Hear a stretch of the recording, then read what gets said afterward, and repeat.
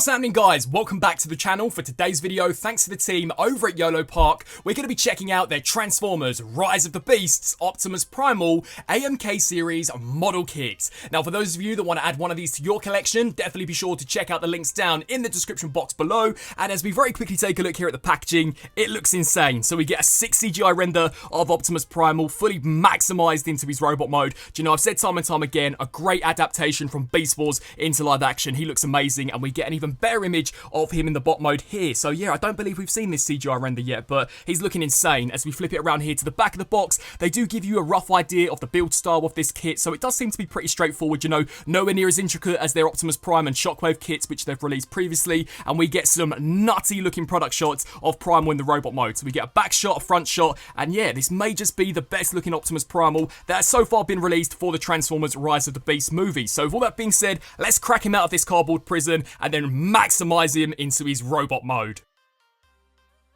So here we have Optimus Primal cracked out of the box, and this is how he comes packaged. So as you guys can see, it does kind of look like he's been in combat against Scourge, because he does come in multiple individual segments, but I'm kind of glad to see this because you don't need clippers in order to individually cut the pieces out, so that's pretty sick. And another thing which is worth mentioning is that there is no glue required. Everything does snugly tab in together, which is pretty awesome, and if the instructions are anything to go by, this should be a pretty fun and enjoyable build. I mean, it's basically just attaching a few of the armoured panels onto the legs and then attaching them onto the main torso, and it also gives you the full rundown of the articulation, which, don't you guys worry, I'll be sure to show off for myself. So I believe that pretty much wraps it up for the instructions for the packaging. Without further ado, Optimus Primal, maximize!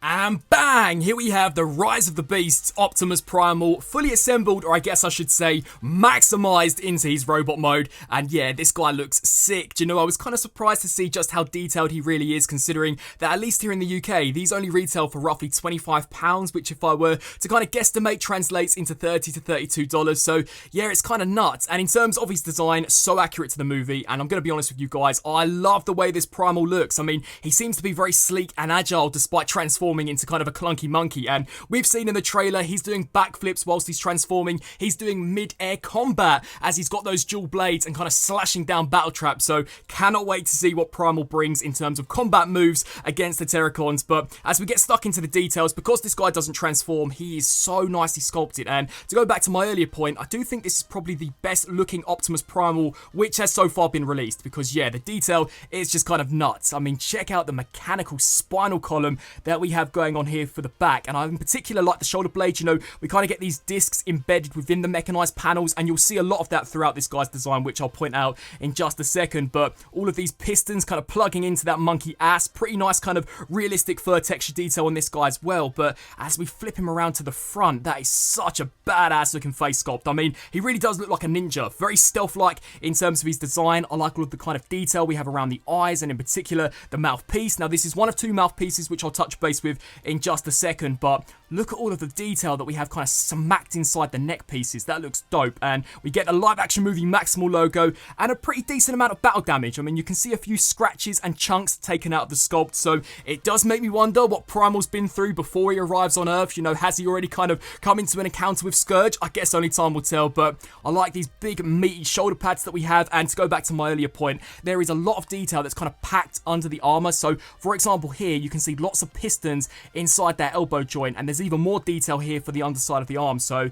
yeah, very impressive. But I like all of the mechanized panels that we have here for Primal's pecs. In particular would be these kind of hydraulics which are jutting out, and yes, they are still keeping faithful to that original Beast Wars design, because we do get kind of a mechanical, mechanized version of Sid from Ice Age still here on the crotch. So it is nice that they carried that over, but very nice detail here for the inside of the leg. I mean, you can check out that piston in the back of the knee. That is awesome. And as I said beforehand, such a sleek and stealthy version of Primal. To be fair, I think this design is 10 times times more badass than how it was in Beast Wars. I mean, he does look so awesome.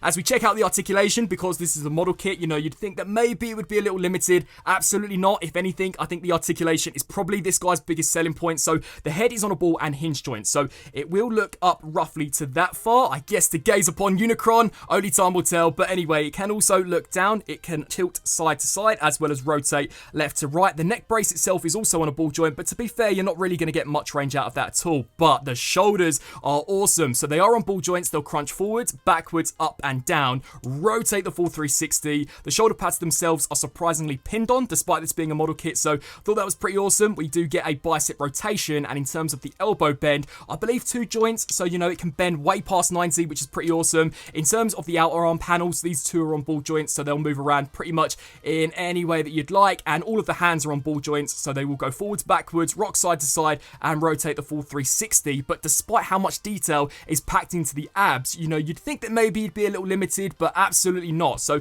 we do get a crunch going forward, not to the greatest range, but still not too bad, but it can go back so nicely, and it does reveal some additional details which I failed to point out originally. I mean, check out all of the pistons that we kind of have up in there, so yeah, that's pretty sick. It'll also rock side to side. We do get a slight bit of rotation out of there, but to be fair, I'd mainly rely here on the waist joint if you want to move this guy left to right, because you don't want to apply too much pressure to areas which maybe, you know, banging into a few of the hydraulics. But the hips are really awesome as well, because they are on drop down joints, which I love, and they're also on ball joints, so they will kick way past 90, so you can quite literally get this guy giving Battletrap a high kick into the next Transformers movie, which is awesome. They'll also kick roughly back to that far, although I definitely recommend to use the thigh joint if you want a slightly better range, just to kind of prevent this back panel from bumping into his ass. So I'd say you can get roughly to that far out of the backwards range, which isn't too bad. They'll kick out to the sides to a wicked degree. I mean, that can pretty much go all the way to 90, so yeah, that's pretty awesome. The knees, much like the elbows, are double jointed, so they will bend a little past 90. To tell the truth, that's not as good as the elbow joints, but still pretty decent.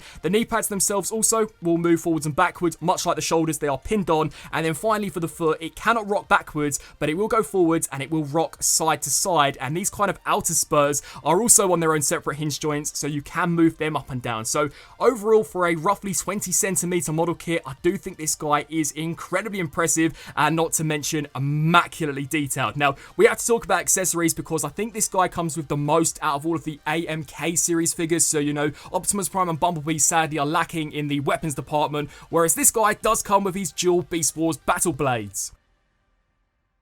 Which, talking of, here we have Primal's Battle Blades, which, yeah, do look to be pretty detailed, you know, in terms of the paint. Not bad at all. We get a decent amount of sculpt work here for the handle, you know, nothing mind-blowing, but you can have these as individual weapons, which I believe we may have seen in one of the trailers, but my preferred look is when he's going up against Battletrap. He kind of has these combined, and he smacks it into the side of his arm, so you can combine these. You're basically just going to want to line that tab and slot up with, and bang, there we have the dual blade for Primal, and he can hold this, which is pretty awesome, and I'm sure I'll give you guys a few turnarounds of just how badass he looks with this weapon. But there are also quite a few of interchangeable hands, so we do get one command hand, which I'm hoping is to kind of tell the Maximals to roll out into battle. There are a pair of sword wielding hands, which you guys may have seen in a few of the B-rolls, and then there is finally a pair of fisted hands, and these are all in addition to the pair of kind of open expressive hands which I already smacked on the figure when I was assembling him. And then finally, in terms of accessories as a whole, we do get an interchangeable mouthpiece with the battle mask retracted. Now,